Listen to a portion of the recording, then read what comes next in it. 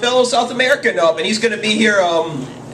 He's going to be here again next week with Mike Wiley, Jason Hillman, and David Franks. I'm bringing kind of like an all-star, like Bookworm's favorites back. And I'm actually being South American on my mom's side, as my mom's Bolivian.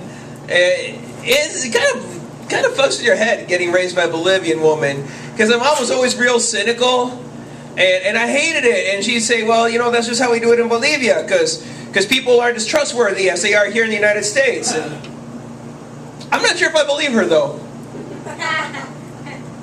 Yeah, that was...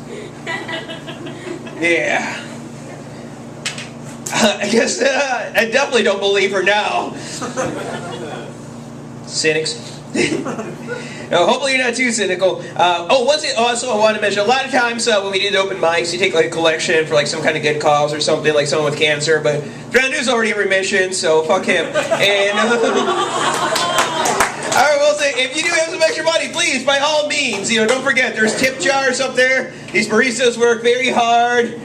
We got Kyle and Dawn and definitely Rhiannon, the lady who runs this place and holds it all together. And the minions, well, the minions just do it for love, okay? They do it for love. So you can give them hugs. You can tip them with hugs. Yeah, or we'll tip them. We'll give Tara to Tracy, and we'll give Frondu to your mom. Yeah.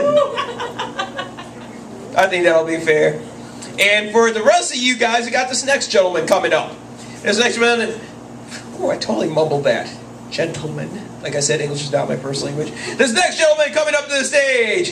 This is actually his first time doing stand-up comedy. So it'll be slightly less awkward than any time I do stand-up comedy. Please welcome to the stage, Troy Brunkow. Oh, fuck, yeah. This guy. Yeah, probably.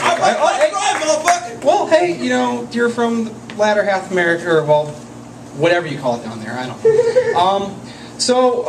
I really like today how we started out with a wonderful rendition of, like, I guess it'd be a black church rendition of a song that Marcos did earlier about dicks and his religion, I guess.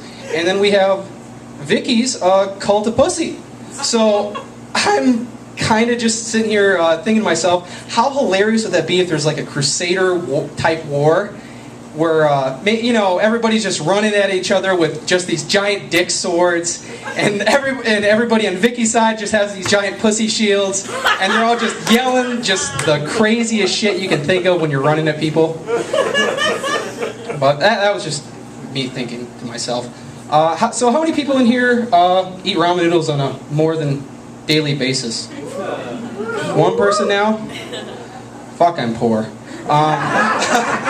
Well, something I realized in the last about year and a half is the more you eat ramen noodles, the nicer shit you have in your house. Well, I guess this is really only for people from 18 to forever, depending on what you do.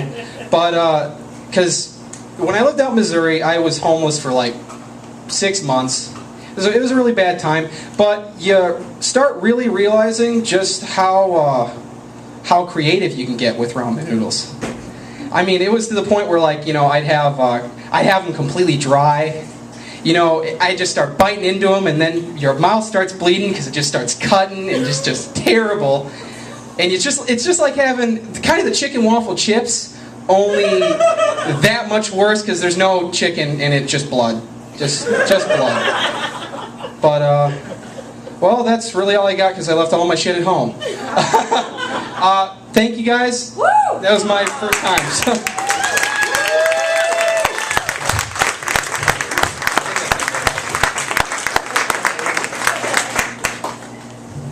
Troy, just to let you know, they do have an event where you have a bunch of dicks that go charging and screaming and attacking a bunch of pussies. It's called Warped Tour.